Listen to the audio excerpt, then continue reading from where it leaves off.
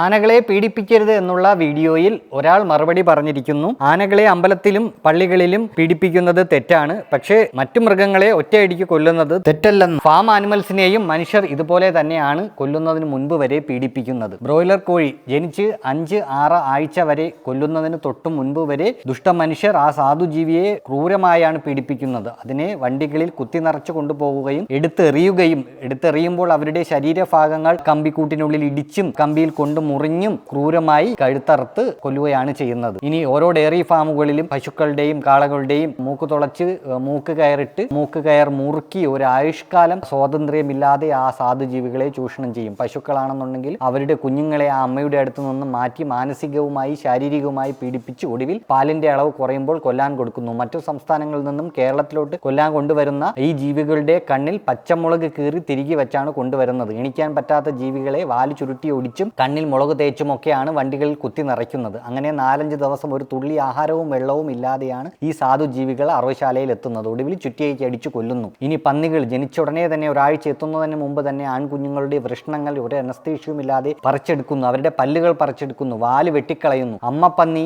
ഇടുങ്ങിയ കമ്പിക്കൂട്ടിനുള്ളിൽ ഒന്ന് അനങ്ങാൻ പോലും പറ്റാത്ത രീതിയിൽ ആ സാധുജീവിയെ പുറം ലോകം കാണിക്കാതെയാണ് മനുഷ്യർ പീഡിപ്പിക്കുന്നത്. തുടർച്ചയായി പ്രസവിപ്പിച്ച് വർഷം കഴിയുമ്പോൾ ആ അമ്മ പന്നിയെയും ക്രൂരമായി കൊല്ലുന്നു.